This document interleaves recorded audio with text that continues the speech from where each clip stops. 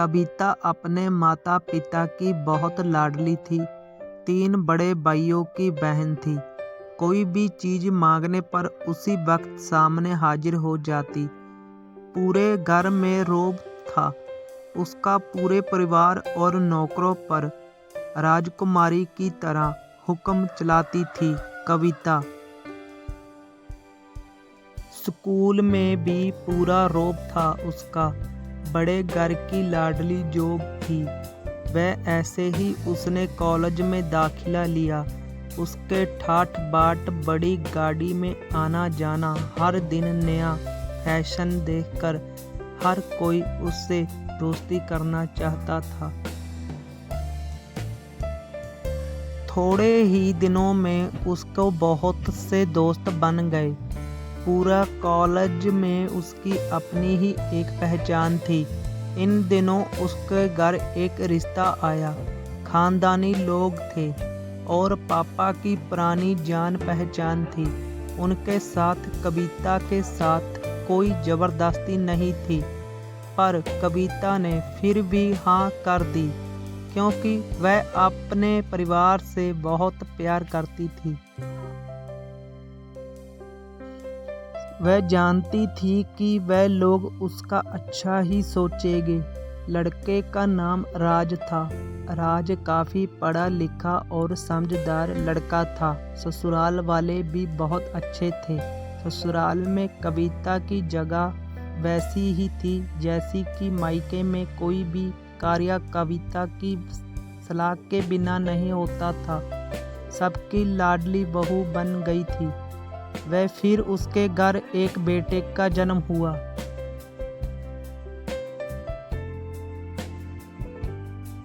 राहुल कविता को जान से प्यारा था। पोता पाकर ससुराल वालों तो फूलों नहीं समाते थे। कविता कभी कभी सोचती कि उसकी किस्मत कितनी अच्छी है। उसका हर अपना उसे कितना प्यार करता है। चाहे जीवन में कैसा भी समय आए, मेरे अपने हमेशा मेरे साथ है। मैं कभी अकेली नहीं हो सकती।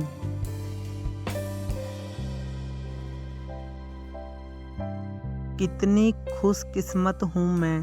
पर शायद कविता की खुशियों को उसकी अपनी ही नज़र लग गई थी। एक दिन वह मायके जाने की जिद कर बैठी। राज को बहुत काम था लेकिन वह फिर भी उसे ले गया। रास्ते में उनकी गाड़ी अनेक गाड़ी से टकरा गई। कविता, राज और राहुल बहुत बुरी तरह से जख्मी हो गए। काफ़ी दिनों के इलाज के बाद राज और राहुल तो ठीक हो गए लेकिन कविता पूरी तरह ठीक ना हो सकी। सर पर चोट लगने के कारण वह अपनी आंखों की रोशनी खो बैठी। अब कविता की किस्मत जैसे उल्टे पांव चलने लगी। मायके वाले कुछ दिनों तक उसे मिलने आते रहे। फिर कभी कभार फोन भी करके पूछ लेते कि अब कैसी हो। धीरे धीरे ये सिलसिला भी कम हो गया। ससुराल वालों की महानुभूति भी कम होने लगी। घर में किसी को पास बैठने के लिए कहती तो जवाब मिलता, बहुत काम है, अब तुम भी हाथ नहीं बटा सकती। राज भी चिड़चिड़ा हो गया था। बस राहुल ही था उसके साथ, जिसके साथ हंसते खेलते उसका एक वक्त गुजरता। एक दिन कविता के हाथ से कुछ सामान गिर गया जिसकी वजह से राहुल को हल्की सी चोट लग गई।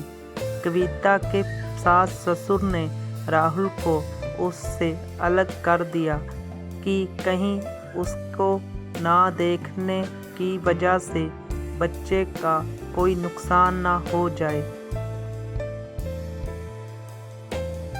कविता अंदर से टूट चुकी थी। एक दिन उसने सबके सामने मायके जाने की इच्छा रखी तो राज उसे तुरंत मायके छोड़ आया। जैसे कि वह भी यही चाहता था, लेकिन राहुल को उसके साथ नहीं भेजा गया। कविता कभी राहुल से दूर नहीं रही थी, पर अपनी कमी के कारण उसने ज़्यादा बहस नहीं की।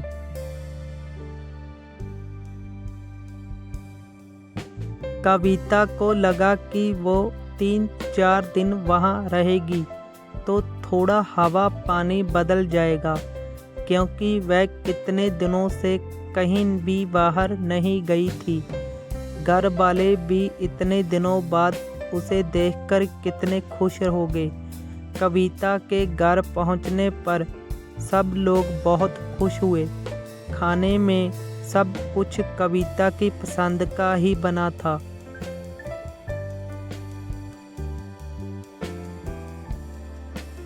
उसने अपने मम्मी पापा और भाई भाभीयों से दिल खोलकर बातें की। उनके छोटे छोटे बच्चे भी बुआ के साथ घुल मिल गए थे।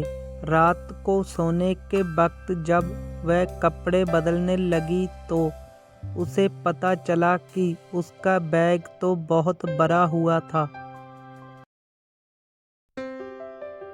वह सब समझ गई। वह बहुत उदास हो गई। कुछ दिनों तक तो सब ठीक रहा, फिर जैसे सब बदलने लगा, सबका व्यवहार बदल रहा था। वह लोग जैसे थक चुके थे। उससे सब लोग घुमा फिरा कर पूछने लगे कि राज कब आ रहा है, उसे ले जाने। वह बहाना बना देती, जबकि वह जानती थी कि उस घर में अब उसके लिए कोई जगह नहीं। कविता से चलते वक्त कुछ न कुछ नुकसान हो जाता। थोड़ी बहुत टोका टाकी उसे सुनाई देती, वह टाल देती। एक दिन उसके हाथ से लगकर एक कीमती फूलदान टूट गया। छोटी भाभी ने बहुत हंगामा मचाया। कविता के माता पिता रोज रोज के झमेले से तंग आ गए थे। उन्हें राज को खुद से फ़ोन कर दिया। राज कविता को अपने घर ले गया। कविता को अपने परिवार वालों से ये उम्मीद ना थी। जिस कविता के कहे बिना घर में एक पत्ता भी नहीं हिलता था, उस घर के लिए वह अब बोझ बन चुकी थी। राज के साथ ससुराल आते वक्त वह बहुत खुश थी, क्योंकि वह अपने घर जा रही थी, अपने जिगर के टुकड़े राहुल के पास। परंतु ये खुशी भी कुछ पल की ही थी। सारा बंदोबस्त पहले ही किया हुआ था। कविता को सीधे ऊपर वाले कमरे में पहुंचा दिया गया। राहुल से दूर रहने की सख्त चेतावनी दी गई। एक काम वाली लता को उसकी जिम्मेदारी सौंपी गई, जो उसके खाने पहनने जैसी ज़रूरतों का ध्यान रखती। कविता ज़्यादातर चुप ही रहती। कभी कभी काम वाली लता से थोड़ा बताया लेती। उसके जरिए राहुल का पता चल जाता। सबकी लाडली बेटी और बहू सबके लिए लाडली से बोझ बन चुकी थी।